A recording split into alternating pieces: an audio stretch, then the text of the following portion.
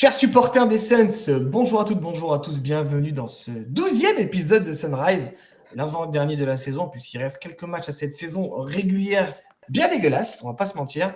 Aujourd'hui, avec moi pour débriefer cette dernière quinzaine, Mathieu et Bastien. Messieurs, hormis les Suns, est-ce que c'est la forme? Ça va pas mal et toi, Bastien? Ça va bien, la forme aussi. Bon, parfait, parce qu'il va en falloir de la forme et du courage pour débriefer cette quinzaine qui vient de passer, messieurs. Alors, sans plus attendre, enfin comme d'habitude, vous avez toujours les mêmes sections.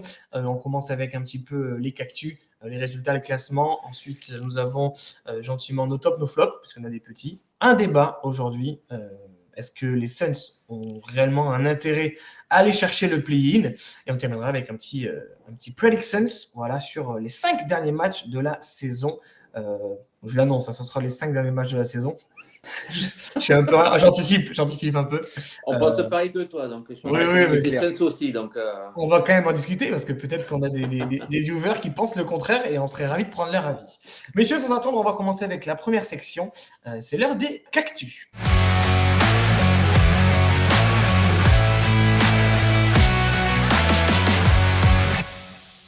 Alors, nos résultats, ils sont beaux. Ah là là là là. On avait 6 matchs, messieurs, du coup. On a battu les Bucks à domicile 108-106. Match très intéressant, qui était dans la continuité de la quinzaine d'avance. On était sur 5 victoires d'affilée avec ce match, si je ne dis pas de bêtises. 4. 4. Et là, on est sur une dégringolade terrible. Une défaite face aux Celtics qui était attendue, 132-102.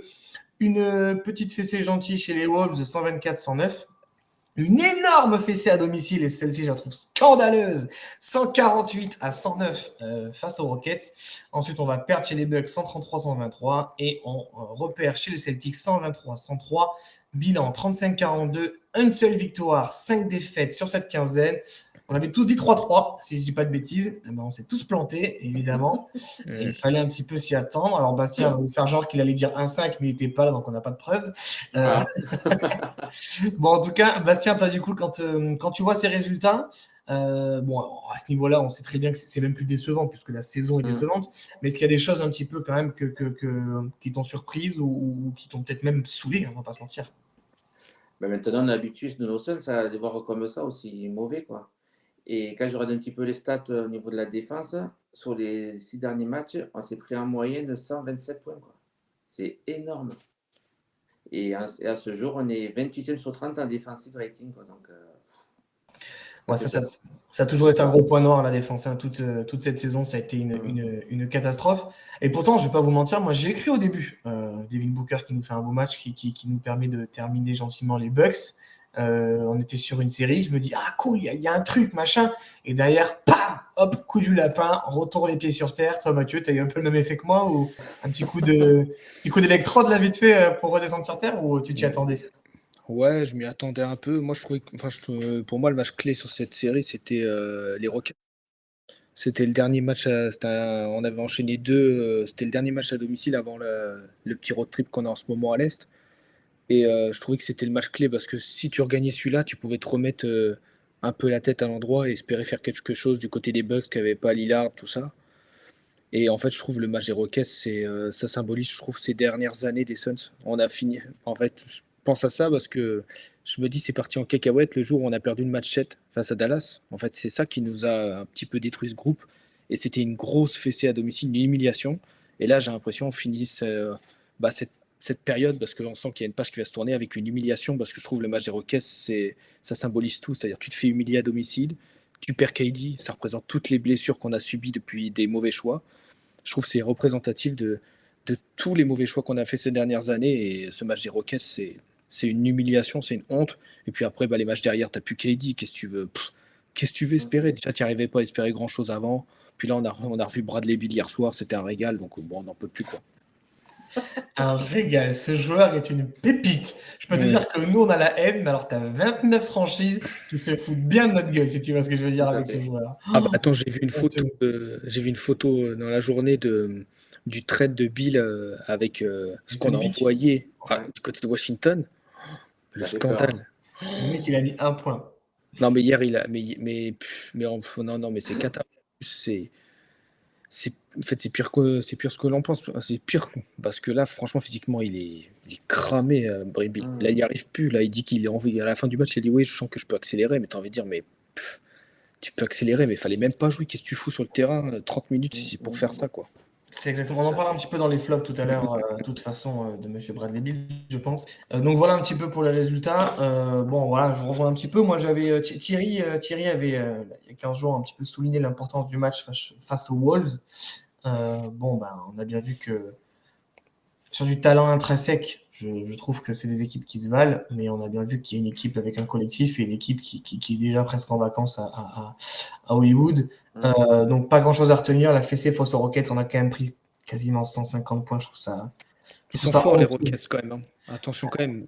Ils sont forts. Pourquoi on veut aux Rockets? Ils viennent de taper OKC hier. Waouh, c'est très solide. C'est fort, mais moi, ce qui me dérange, c'est que. Non, mais tu perds, il n'y a pas de problème. Tu en prends quasiment 150. Ah oui, non, mais on s'est fait humilier. Hein. Là, c'est une humiliation ce qu'on a subi. Hein. C'est honteux. Ouais, c'est honteux. Et après, bon, Celtics, on n'a pas grand-chose à en tirer.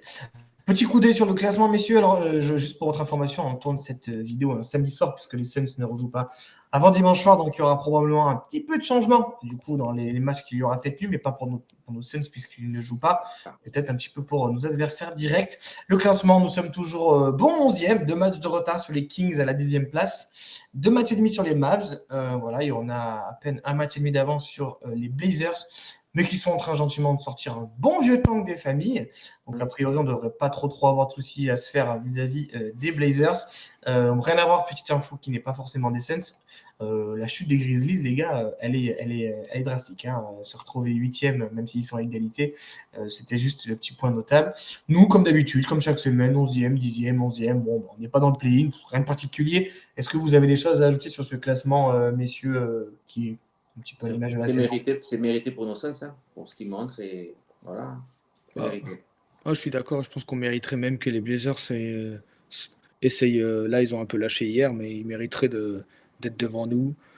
Même franchement, les Blazers, ils mériteraient d'être devant nous et les Kings. On est vraiment minables. Je mets pas les Kings, je mets un peu les Kings dans la même situation que nous parce que tu sens que c'est une page qui se tourne aussi pour eux.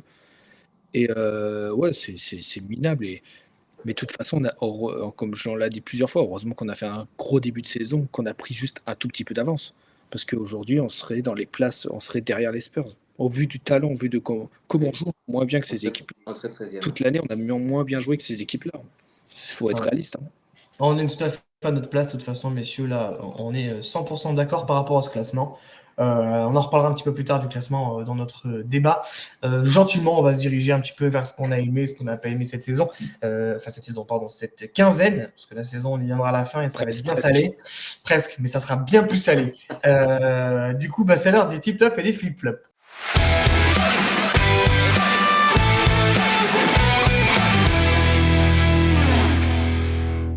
Alors, on va commencer gentiment avec Mathieu. Tiens, cette fois-ci, est-ce qu'il y a des choses un petit peu qui t'ont plu cette semaine? C'est dur, là. Pas grand-chose encore, mais je crois que ça fait pas mal de fois que je dis la même chose. Qu'est-ce qui m'a plu? Si je devais dire ce qui m'a plu, c'est qu'il reste que 5 matchs. Qu'est-ce qui m'a plu sur ces dernières semaines? Je dirais que là, les 2 derniers matchs où Devin Booker, c'est fais-toi kiffer, quoi. Il tourne à quasi... quoi, il a fait un match à 39, un match à je sais pas combien, hier 34, 35. Il fait il se fait kiffer. Il montre que c'est un pur joueur, au moins. Au moins, parce que beaucoup, toute l'année, on lui a dit ouais, il sait plus scorer, ça y est, il est cramé. En fait, non, c'est un pur scoreur. C'est un pur scoreur. Je pense qu'en même au poste d'arrière, c'est le meilleur créateur aussi. En poste d'arrière, je pense qu'il n'y a pas un arrière qui est aussi bon que Devin Booker à la création, aujourd'hui encore. Et puis oui, moi je trouve que c'est un joueur incroyable. On parlera, quand ça sera bien la fin de saison, peut-être de la page qui se tournera, les choix qu'il faudra faire ou pas, ce qu'on en pense. Mais aujourd'hui, moi, c'est ce qui me fait kiffer. Au moins, Devin Booker, là, maintenant, il n'y a plus KD. Donc là, faut qu'il balance. Et moi, ça me fait kiffer sur les 2 derniers matchs, au moins, de le voir comme ça, balle en main et open bar, quoi. Fais-toi kiffer. Et on peut reconnaître comment il montre son talent. Et ça fait plaisir. Bah, de toute façon, je pense qu'on est tous d'accord. Oui, c'est vrai qu'il a un peu plus de mal depuis justement ce fameux Game 7 à domicile perdu dont on t'a parlé tout à l'heure. Moi aussi, je suis content de le retrouver sur ces deux derniers matchs à scorer un petit peu. Surtout que personnellement, j'ai aucun doute en son talent. C'est juste que forcément, quand tu as un collectif qui tourne mal, que tu as des frictions avec ton coach, que ça se passe mal en interne, c'est toujours compliqué de performer, hein, de faire vraiment la part des choses entre le terrain et la vie à côté. C'est très compliqué. Peut-être que Kendall Jenner lui manque aussi, j'en sais rien. Mais non, mais tout ça. Mais c'est vrai, depuis qu'ils sont plus ensemble, c'est. Ouais, c'est ça. Je vais l'appeler, j'ai son numéro, je vais l'appeler histoire qu'ils Ouais. peuvent se faire un petit date. Oh, le mec. J'ai des contacts. Oh, le gars. Non, mais je suis d'accord avec vous sur David Booker. Moi, j'ai aucun doute sur son talent et ce côté scoreur, et maintenant créateur qu'il a, parce que il est quand même sur la saison à presque 8 passes, 7 ou 8 passes, je crois, par match, ce qui est pas mal pour un arrière. Ouais, très fort. Je pense voilà, il faut juste qu'il retrouve un collectif, un projet de jeu, quelque chose de concret, comme on avait avec Monty à l'époque. Voilà, donc là, fin de saison, ça c'est sûr, mais je suis d'accord avec toi, petit top. Bastien, toi, tu as un petit top ou pas du tout? Ben, le petit top, c'est qu'on puisse voir un petit peu plus Dunn et Godaro. Parce qu'on sait que maintenant, il n'y a plus rien à perdre. On commence à avoir fait un peu plus d'expérience pour la prochaine saison et commencer à préparer pour la prochaine saison. Même on a vu un peu de temps de jeu pour Gillespie qui a montré de belles choses contre les Wolves et contre les Bucks. Et voilà, après, sinon, c'est un commentaire pour le reste. Bah, moi, j'avais le même Et top toi, que toi. Corentin? Ouais, moi, j'étais comme Bastien avant les jeunes, mais j'avais un petit top pour Colin Gillespie, qui, je pense, gentiment est en train de se garantir un contrat pour la saison prochaine. Mm, Parce que je trouve qu'en termes de rotation, comme second meneur ou troisième meneur d'une équipe, c'est un très bon joueur. Ouais.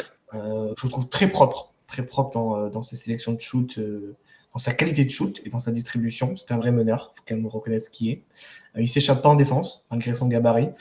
Donc je trouve ce joueur très intéressant. Donc dans la continuité de ce que tu disais, Bastien, par rapport à Dunn et Godaro, je pense que Gillespie, pour une certaine stabilité et un minimum de continuité pour l'avenir, parce qu'on sait qu'il y aura beaucoup de changements, c'est important dans le vestiaire d'avoir des mecs qui connaissent déjà un peu la maison. Et je pense que Gillespie fait partie de ces joueurs qui peuvent gratter un petit contrat. Il coûtera pas très cher. Oui, c'est ça. Oui, au Il minimum. coûtera 1 million ou quelque chose. Mais Ouais. j'ai juste un petit top, genre ça prend 30 secondes à parler. Ouais. Juste un petit top, bon ça c'est terminé, mais pour l'équipe de la G-League, Bien sûr. on n'en Oui. parle pas beaucoup, mais bon, ils viennent de se faire hier soir en demi contre les Stockton Kings, qui était la meilleure équipe de G-League cette saison, qui domine de ouf. Mais quand même, gros big up, et puis grosse perf encore de Ty Washington, qui a sorti un match de fou. Mais pour une première saison G-League, je pense qu'on peut quand même en parler. C'est quand même une belle perf demi-finale. On a vu des jeunes joueurs que peut-être pourraient intégrer les Suns l'année prochaine, hein. Voilà, c'était juste pour en parler. Et ils sont plus cool. agréables à regarder, quoi. De ouf. Mais bien sûr que c'est plus agréable. On aura au moins une équipe des Suns en playoff cette année. On aurait dû Non, inverser. sympa. Oui, c'est ça. On Non, mais c'est vrai que inverser tu as raison. les Suns, Il y a de quoi se poser la question sur certains joueurs comme Ty Washington, qui a eu un peu de temps de jeu, qui n'a pas été incroyable, mais quand tu vois ce qu'il est capable de faire en G-League, c'est dommage de ne pas lui avoir donné plus de chance. Et même des Jalen Bridges et tout, qui ont montré des vraies choses à voir l'année prochaine. Je pense de toute façon, on l'a bien vu, de toute façon, les plus grandes franchises NBA, à part peut-être les Kings, mais ont une. Alors, je rigole, ça va, on vous aime les fans des Kings. Non, mais ont une équipe de G-League, c'est un peu ton réservoir, quoi. Ton réservoir de joueurs, comme des grandes équipes de rugby ont des espoirs dans le top 14. Enfin voilà, tu vois, comme les moins de 20 ans dans le rugby aussi. Donc c'est très important d'avoir ce vivier de joueurs que surtout qui, comment dire, que tu leur attaches déjà une entité au corps, tu vois. T'es chez les Suns, ok, c'est les Valley Suns, c'est pas les Phoenix Suns. Mais t'es à Phoenix, t'es dans la ville des Suns. Tu commences à un petit peu avoir cet amour du maillot, tu vois, que tu pérennises un petit peu, tu vois. Alors qu'avant, les gars, nos joueurs de G-League, on les envoyait au Santa Cruz Warriors, si je dis pas de conneries. Chez les Kings, il y en avait un peu partout. Là, au moins, voilà, t'as un vrai truc, un vrai socle. Et ils ont fait une très bonne saison, sortie en demi-conf. Ce qui est plutôt une très très bonne performance pour une première année. On en est ravis, tu as raison de l'avoir souligné. Bien vu. On va passer au flop, messieurs. Je vais directement attaquer dans le vif du sujet. Vas-y. Ah bah, bon, j'en peux plus. Je peux plus voir sa gueule. En fait, moi, ce qui m'énerve, c'est que le mec. T'es dur. Oh, je suis un peu dur, c'est vrai. Je suis un peu dur. Non, mais il coûterait 18 millions, je m'en fous. Le problème, c'est qu'il coûte 50 patates, le mec. Et en fait, comme disait Thierry la semaine dernière, et je le rejoins totalement maintenant, en fait, mec, reste en tribune. J'ai même plus envie de te voir sur le parquet avec un maillot. Tu sais quoi? Viens même pas au stade. Reste chez toi. Ça m'intéresse même plus de te voir. Déjà, tu as manqué de respect à notre franchise et à ce sport avec ces déclarations un petit peu sorties de nulle part. Tes performances sont cataclysmiques. Tu es un joueur qui paie 50 millions. Tu mets un point en 30 minutes. Franchement, rentre chez toi. Tu défends pas. Tu fais pas les efforts. Moi, ça me saoule. Donc, ce joueur, je ne veux plus le voir sur un parquet des Phoenix Suns jusqu'à la fin de la saison, même à l'extérieur, je ne veux plus le voir. Voilà. Pour moi, Bradley Beal, flop de chez flop, mais en même temps, c'était mon flop tous les 15 jours. Donc, j'ai envie de vous dire. Toi, Bastien, tu as des flops? Si on t'offre le maillot, tu le prendrais ou pas? Je le brûle. Oh, Pour la collection, même pas? Même avec un autre, une signature de lui Une dessus. signature, hein. Ah, bah, je le vends. Oh, le crevard. Oh, je le garde, moi, quand même. Bon, bah, les couilles, moi. Ah, non. Si, après, il se ferait un super paillasson à l'entrée chez moi. Mais bon. Bastien, est-ce que tu as des flops, toi? Après, comme toi, pareil, Bill et aussi Booker au niveau des tirs à 3 points, parce que c'est toujours C'est vrai catastrophique, quoi. qu'il est gourmand et 0 sur les 5, pourcentages. sur 6, 1 sur 4, 3 sur 11, 2 sur 6. À peine, même pas 25% au shoot à 3 points. Voilà, quoi. Si tu veux devenir une star mondiale, bon, j'exagère bien sûr, quoi. Tu rentres tes choses, quoi. Je suis désolé, quoi. Ouais. On passe à la suite. Mais Là où t'as raison, vas-y, excuse-moi, Mathieu, vas-y. non, vas-y, Corentin, après, t'inquiète. Mais je disais là où tu as raison, Bastien, et je te rejoins, c'est que en fait, c'est pas son jeu. Alors oui, il peut metêtre des 3 points, tu vois. Mais c'est pas son jeu de tirer à 3 points. Lui, Au c'était bout la d'un moment, quand tu as 10 ans de, quand quand de carrière, tu sais Bah, que tu essaies de compenser tes lacunes, donc tu essaies quand même de faire quelque chose pour modifier tout ça, quoi. non, mais Et surtout c'est que pire, quoi. C'est pire. tu tombes dans cette facilité quand tu as 35 ans et que ça fait 15 ans que tu es dans la ligue. Tu vois ce que je veux dire? Le pépère, il a 28 ans. Enfin, tu vas pas me dire qu'à 28 ans, tu Sachant pas que capable de driver. maintenant, tu vis sur les 3 points. Mais ça, c'est la C'est mentalité ça le Bud. problème. Donc, C'est la mentalité Bud. Mais tu même, vois, même quand... la NBA, tu vis sur les 3 points. Donc, c'est ça. Et Mais tant que tu regarde, ne pas de travailler sur ça, c'est. oui, c'est sûr, mais regarde les Bucks de Budenholzer. Ça shootait beaucoup à 3 points. Mais tu avais toujours un mec, je pense à Middleton ou à Drew Holiday, qui, de temps en temps, pam, petite coupe, ça drive, ça pénètre, ça passe l'épaule, petit lay-up. Il y avait Yanis. Excuse-moi, Yanis, c'est pas un shooter à 3 points. Des mecs, du coup, tout droit, lui. Donc, tu avais toujours un mec ou deux qui, tu vois, étaient capables de shooter à mi-distance, apporter de l'alternance. Aujourd'hui, le problème, c'est qu'on a que des joueurs qui veulent shooter à 3 points ou des joueurs individualistes, type KD. tout à fait. Donc forcément, c'est pour ça qu'en fait, moi je me dis que Bud, ils se disent, ouais, moi je veux une mentalité où ça shoot à 3 points, ça shoot à 3 points. Pas de souci. Grayson Allen, Tyus Jones, vas-y, de temps en temps, tu vois, Anthony, Booker, etc. Pas de problème. Mais Booker, c'est pas son jeu. Donc laisse-le pénétrer, laisse-le tirer à mi-distance. Laisse-le faire des extra passes à 3 points si tu veux, mais il faut laisser créer. Ah. Mais je suis d'accord. Vas-y Mathieu, dis-moi. Après, pour le. Je dis pas que c'est un mauvais coach, Bud, hein. Plusieurs fois, je l'ai défendu. J'ai eu des doutes aussi. Hein. J'ai toujours des doutes. Après, est-ce qu'aujourd'hui, Bud, le fait que ça a fonctionné, c'est pas parce qu'il a eu Yanis? C'est-à-dire un mec qui t'attire tellement tes joueurs sur lui qu'en fait, oui, t'es sûr que tes 3 points sont tellement plus ouverts, tes joueurs sont tellement plus ouverts quand t'as Yanis à défendre.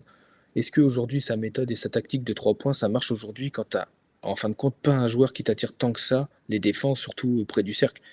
Je pose la question. Après, le problème, c'est que chez nous, même les mecs qui savent pas tirer, on les fait tirer à 3 points, quoi. C'est ça le problème tactiquement. Moi, c'est plus ça le problème que j'ai aujourd'hui. Ce que j'aime pas là sur mon flop, c'est tactiquement, on parle beaucoup du 3 points, mais oui, il n'a pas les joueurs pour, donc essaye de t'ajuster. Aujourd'hui, Ryan Dunn, franchement, j'adore Ryan Dunn, hein, je kiffe, vous savez que je le kiffe, mais clairement, il va falloir qu'il bosse, hein, mais fort fort, hein.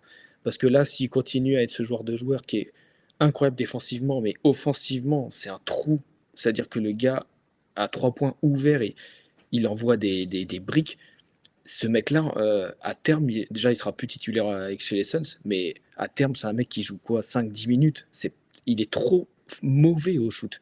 Trop mauvais. Et il a énormément progressé cette année.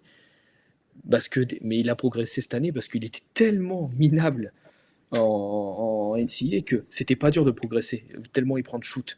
Donc il a progressé. Mais là, honnêtement, il va falloir vraiment qu'il progresse vraiment s'il veut vraiment avoir un avenir, un rôle. Et c'est pareil pour les autres, genre quand je vois que Cody Martin il prend des shoots à 3, je suis genre ok, prends-en un, mais arrête, tu vois, genre arrêtez de prendre des shoots à 3, Booker aussi. On a trop de joueurs, on leur a donné en disant ouais, prenez des shoots à 3, prenez des shoots à 3, mais les gars, en fait, c'est pas des shooters à 3. Et ça peut pas marcher. Et aujourd'hui, on s'est jamais ajusté. On le voit bien, toute la saison, Devin Booker, on lui a dit vas-y, shoot plus à 3, mais arrête. Si ça ne marche pas, au bout d'un moment, fais des ajustements. Et en fin de compte, on l'a jamais fait. On a continué sur la même tactique de ouais, faut harponner à 3, à 3, à 3, mais on n'est pas les Boston Celtics. Ça ne marche pas. Aujourd'hui, on n'a pas les joueurs pour. Et malheureusement, bah voilà, ça a toujours été une mauvaise tactique de la saison. Donc je pense que l'année prochaine, si on garde Bud, va falloir clairement lui apporter les joueurs. Si on veut savoir vraiment si Bud c'est un bon coach, il va falloir qu'on lui apporte les joueurs qui lui correspondent vraiment pour son style de jeu. Mais là, en fin de compte, avec du recul, on les avait pas cette année. Bah, On a trop de blessés aussi, ça c'est impossible. oui, c'est sûr que tu n'as pas de continuité. On en a parlé un petit peu il y a 15 jours dans le débat. Bah, c'est soit tu apportes les joueurs, soit c'est un petit peu à Bud aussi de changer sa philosophie Ouais, voilà, à un tout à fait. moment Ouais. donné. Parce que, en fait, ils nous disent la fameuse histoire des statistiques, tu sais, des matheux, là. De ouais, mais t'en as 3 points, ça compte, tu gagneras plus parce que ça vaut plus qu'à 2 points. Le problème, c'est que quand tu shootes à 27% à 3 points, mais que tu shootes à 55% à mi-distance, bah, à la fin du match, bah, tu mettras plus de points à mi-distance. Hein. Désolé, c'est aussi mathématique. À un moment donné, voilà. Et puis T'as même, raison. alors j'ai pas les stats, mais c'est pareil, on est une équipe assez faible au lancer, on tire pas beaucoup de lancers par match parce qu'en même temps, on prend que des shoots ouverts, enfin des shoots semi-ouverts à 3, donc tu as très peu de fautes. Donc c'est ça aussi, tu n'épuises pas ton adversaire. C'est facile de défendre pour l'adversaire. Il défend l'arceau à 3. Après, là, en ce moment, on va pas se mentir, quand t'enlèves. Bon, là, même si Bradley Beal compte même. Je sais pas si on peut même le mettre dans la case talent plus quand même de l'équipe aujourd'hui, je suis même pas sûr. Mais là quand on n'avait pas Bradley Beal et pas KD, franchement, quand tu regardes l'effectif avec un peu vraiment de sérieux au début de saison, on disait, waouh, on a la profondeur, c'est cool et tout. Là, franchement, avec du recul, je trouve qu'en fin de compte, on n'a pas tant de talent que ça. Genre, Royce O'Neal, je souffle vite. Pour moi, c'est même pas Il brique c'est maintenant. ni un titulaire, c'est un mec de troisième équipe. C'est même plus un gars de rotation aujourd'hui dans une équipe sérieuse. J'adore Grayson Allen, mais c'est pareil, c'est un bon remplaçant, ça s'arrête là. Tyus Jones, c'est un très bon remplaçant et il a retrouvé son rôle. Hein. Mais après, on souffle. Genre, Gillespie, on kiffe, mais en fin de compte, franchement, tu vois vraiment l'impact que c'est avec KD, tous les trois contrats derrière, c'est tellement faible. C'est faible en fait. Royce O'Neal, j'avoue, on était genre waouh, et puis en fait, non, Royce O'Neal, c'est pas ouf en fait. C'est vraiment pas ouf quoi.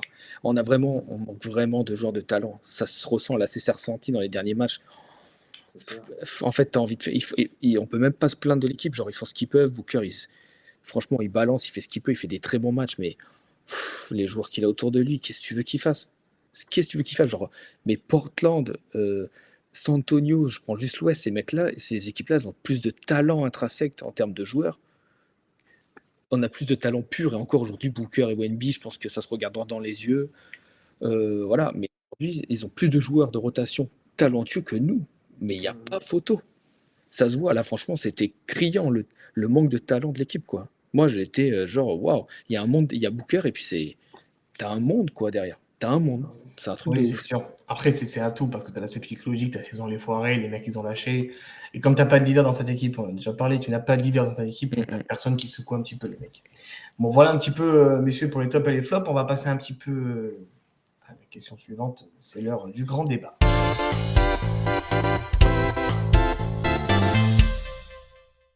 La question que je vous pose, messieurs, aujourd'hui, les Suns ont-ils un intérêt à aller chercher une place en play-in? Alors là, je vais vous demander un petit peu de laisser le cœur de côté, ou du moins, on va dire, la déception de cette saison qui nous donne envie de faire arrêter. Factuellement parlant, est-ce que vous pensez que, n'empêche que pour cette saison, il faudrait que les Suns essaient d'aller chercher ce play-in? Est-ce que ça changerait un petit peu l'histoire de cette saison si on allait jusqu'au play-in? Un petit peu adoucir les mœurs d'une manière générale. Pour vous montrer tout ça, on va vous montrer un petit peu le calendrier de nos adversaires. Euh, Avant de parler d'une autre, on en parlera à la fin. Nos concurrents directs, donc évidemment, ce sont les Kings et les Mavs. Les Mavs, ils ont donc 4 matchs à jouer et les Kings en ont 5, dont le dernier contre nous. Les Kings se déplacent chez les Cats, chez les Pistons, reçoivent les Nuggets, reçoivent les Clippers et reçoivent ensuite les Suns, du coup. Et les Mavs se déplacent chez les Clippers, reçoivent les Lakers, les Lakers et se déplacent chez les Grizzlies. Quand vous voyez ces calendriers, messieurs, est-ce que par rapport au nôtre, je vous le donne rapidement, même si on en reparlera un petit peu après, on va chez les Knicks, on reçoit les Warriors, le Thunder, les Spurs et on va du coup chez les Kings. Est-ce que vous vous dites sur ces trois équipes qui a le calendrier le plus abordable pour vous? Toi, Bastien, tu te sens comment? Pour moi, c'est difficile à dire parce que suivant les équipes, les derniers matchs qui restent, souvent les stars sont reposés. Donc après, côté facilité, je sais pas, On pourrait dire les Mavs, parce que mais après, d'un côté, les Mavs, ils ont fait comprendre qu'ils ne voulaient pas tanker non plus. Thompson, comme on disait plusieurs fois, il ne veut pas tanker. Davis est de retour et ils le font jouer. Donc, on voit qu'ils essaient quand même d'aller au moping, voir un peu plus pour plus tard. Après, les Kings, je pense qu'ils ont dû lâcher prise pour reconstruire l'année prochaine. C'est dur comme question à répondre parce que on ne sait pas ce qu'ils ont dans la tête, les équipes qui sont devant nous, parce que soit ils vont décider de se reposer leurs stars pour qu'ils soient prêts pour les playoffs, soit je ne sais pas ce que vous en pensez vous, mais c'est un peu. Moi, personnellement, sur ces derniers matchs, je trouve que, voilà, même s'ils ont 2 matchs d'avance sur nous, je trouve que le calendrier des Kings est quand même plus compliqué. Parce que en termes de déplacement. Parce que les Kings, désolé, je te coupe, même les Kings, les Cavs, ils peuvent laisser reposer les derniers matchs. Non, pas à 5 matchs de la fin. Tu reposes le dernier match, les 2 derniers peut-être. Les Clippers peuvent laisser un peu reposer Kawhi, par exemple. Ouais, mais tu vois. Les Nuggets, c'est pareil, peut-être Jokic en fonction des prochains résultats. C'est pour ça que le truc, c'est qu'en fait, à part les Cavs qui sont largement en avance, tu n'as que des équipes qui ne peuvent pas se permettre de lâcher un match. Les Pistons, ils sont obligés de gagner parce que. Ils sont en playoff, donc maintenant ils ont plus. Oui, ils sont en playoff. Top 6. Mais il y a une différence entre être 4e et être 6e, tu vois ce que je veux dire? Tu reçois à domicile, sûr, etc. En plus, c'est une équipe qui découvre ça, donc ils vont rien lâcher. Hein. C'est pas, tu vois. Les Nuggets, c'est la jungle à l'ouest. À tout moment, ils finissent 6e, les Nuggets. Hein. Donc s'ils peuvent être 3e ou 2e, je pense que ça va les arranger. Ils peuvent même finir 8e, hein, les Nuggets. Ouais. Les Clippers, ils ont chaud aux fesses aussi. Donc s'ils veulent essayer de se qualifier sans passer par le play-in, ça ne va pas reposer. Et puis le dernier match face aux Suns, là, ça serait une pièce en l'air. J'espère qu'une chose, c'est que j'aimerais vraiment, en tout cas, que ce match face aux Suns, ce soit le vainqueur va en play-in, notre est sorti. Quoi. Ça serait incroyable. Un scénario incroyable. Non, mais juste hors regarder le calendrier des Kings et des matchs. Mais vous voyez, vous pensez qu'on va en gagner un avant la fin là? Pour moi, c'est fini. Hein. Je suis sûr qu'on on va gagner les Spurs quand même. Moi aujourd'hui, il n'y a pas qu'à dire, on ne gagnera pas les Spurs. Hein. Il n'y a personne. Ils jouent mieux que nous, les Spurs. On va les perdre. Hein. Après, non, mais là, je ne sais pas. Moi, je vous le dis, les Spurs, on les gagne même pas. Franchement, les Spurs, ils jouent vachement mieux que nous. On est nuls, les gars. Mais nuls. Vous vous rendez pas compte. Alors, et pourtant, franchement, je les ai défendus, il le sait, Corentin. Toute la saison, j'ai été positif à chaque fois. J'étais genre, mais là, franchement, ah non, on est vraiment trop nuls. Franchement, on est trop gaze. Mais par contre, je s'enlève rien, je vais rajouter une couche. Les Kings, ça pue aussi. Hein, c'est nul. Ah ouais. Là, les Kings, je vous dis direct. Peut-être on peut prendre les Kings, tu vois. Mais pour moi, les Kings, ils ont jusqu'à notre match, ils en prennent 0 là. 0 et les Mavs. Et les Mavs, ils vont assurer la 9e parce que les Mavs, ils vont gagner. Les Mavs, ils vont gagner les Raptors. Hein, parce que les Raptors. Oui. Pour moi, voilà. les Mavs, c'est qualifié. Et ça serait beau qu'ils tapent les Lakers.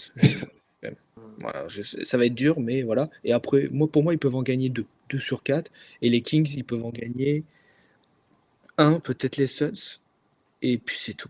Pour moi, ils perdent c'est nul les Kings aussi. Là, franchement, Kings, Suns, la bataille des plus nazes en cette fin de saison, on est champion du monde. Parce qu'on ne parle pas des Blazers, mais les Blazers, s'ils avaient joué un peu sérieusement, pas fait ce qu'ils ont fait pour hier soir, les Blazers, ils pourraient être 10e, les gars. Ils jouent mieux que nous. Hein. Ils jouent mieux que nous. Enfin, ils ont plus que nous. Ils ont plus de talent que nous intrinsèquement. Donc, oh non, c'est nul. Non, mais là, j'aimerais bien un match calme.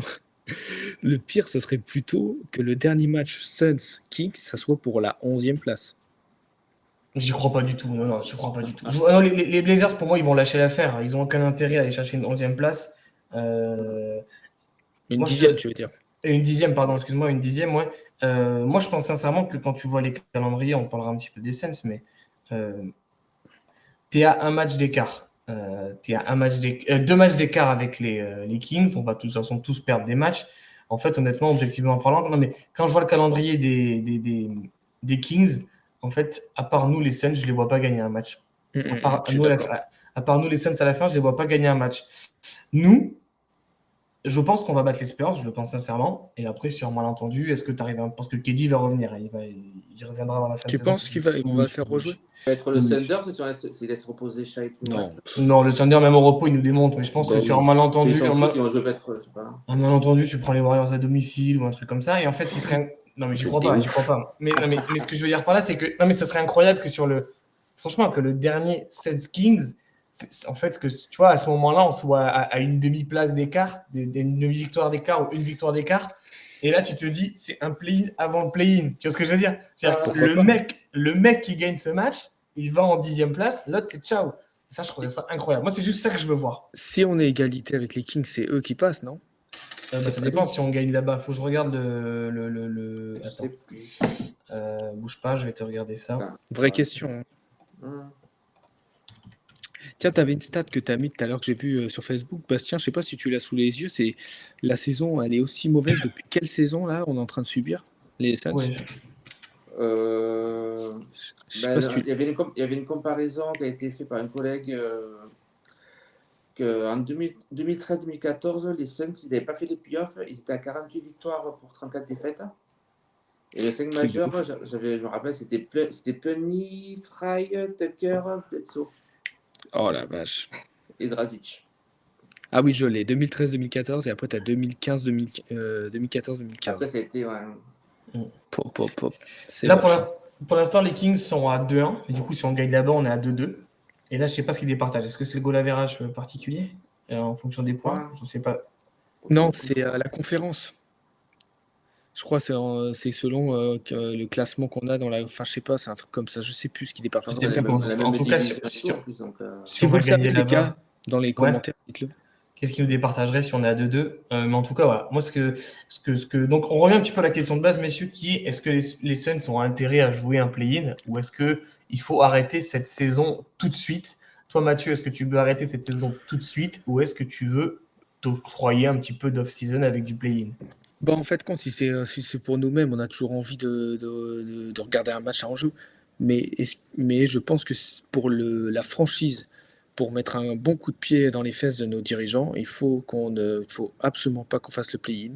Il faut qu'il n'y ait pas un moindre espoir, que cette saison elle soit minable de chez minable, qu'on soit l'équipe la plus honteuse de cette saison, au vu de tout le projet qui a été fait.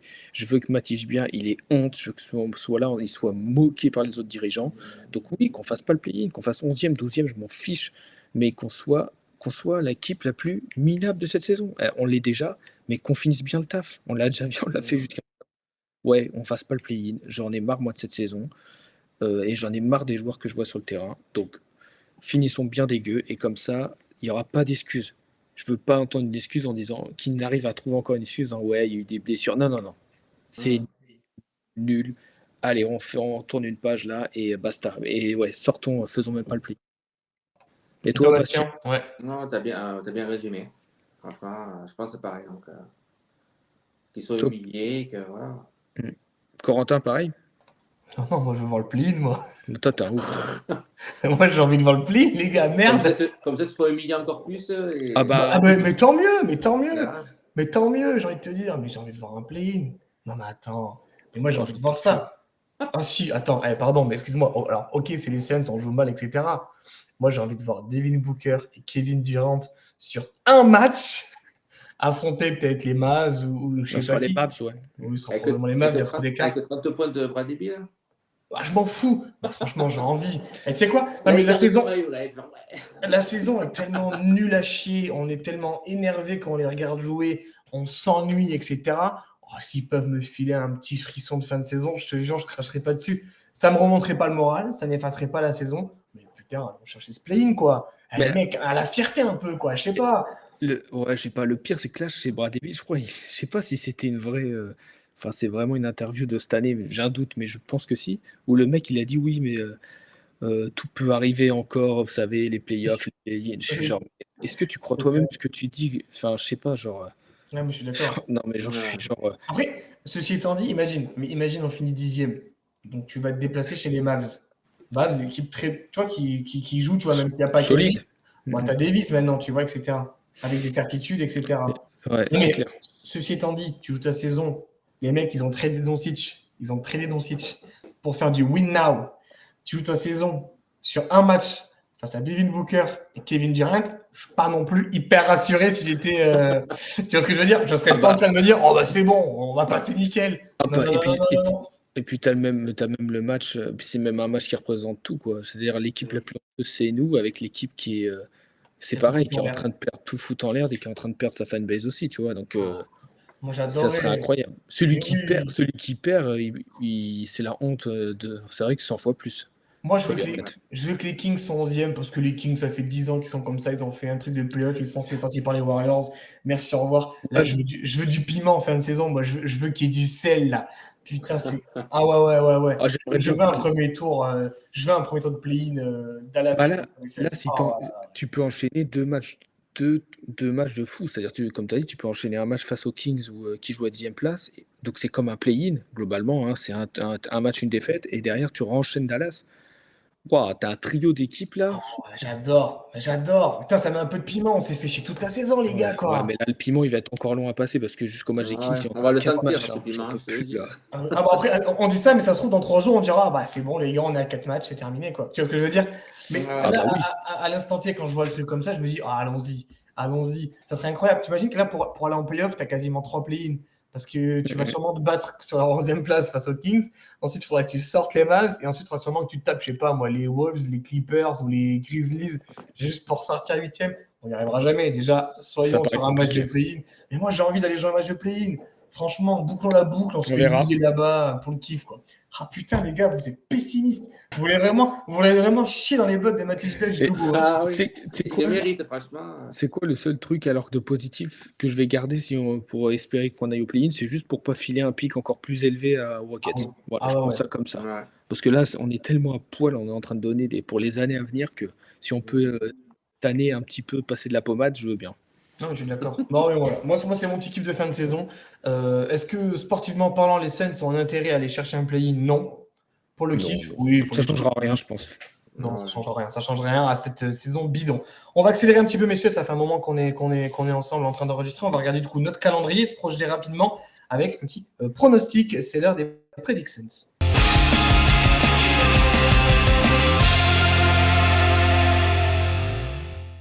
Bon, il reste 5 matchs, messieurs, plus que 5 douloureuses avant la fin de la saison. Peut-être 6 si on a un play-in. Ça, c'est le petit spoiler du Bibi. Du coup, déplacement chez les Knicks avec un retour de Jalen Brunson face aux Suns. On reçoit ensuite les Warriors, le Thunder, les Spurs. Et on finit avec le fameux déplacement chez les Kings. Bon, messieurs, petit pronostic rapide. Sachant qu'on est un back-to-back. On est un back-to-back. Si je dis pas de bêtises, ouais, les Warriors et le Thunder sont en back-to-back. C'est Ouais, cadeau. bah vas-y, je commence 0. Voilà. On peut tourner la page. Ça sera 0. Il n'y aura pas de victoire, je vous le dis, on va tous les perdre. Moi, franchement, je les regarde. Je suis, comme on l'a dit en début là, les 2 dernières semaines, je suis celui qui a regardé plus les matchs. Parmi vous 3, je vous le dis, les gars, on en gagne 0, c'est tout, ça va pas plus vite. Même les Spurs, ils vont nous taper à domicile. Moi, je vous dis, Castle, il fait son record de points contre nous. Stéphane Castle, voilà. Moi, je dis Bastien? c'est 0, les gars. Moi, je dis 4-1 pour les Suns. D'ailleurs, en vrai. Combien Non, il déconne. 4-1 pour les Suns. Alors, les Knicks, on se prend une boîte. Les Warriors, Curry rate son match, donc on le gagne.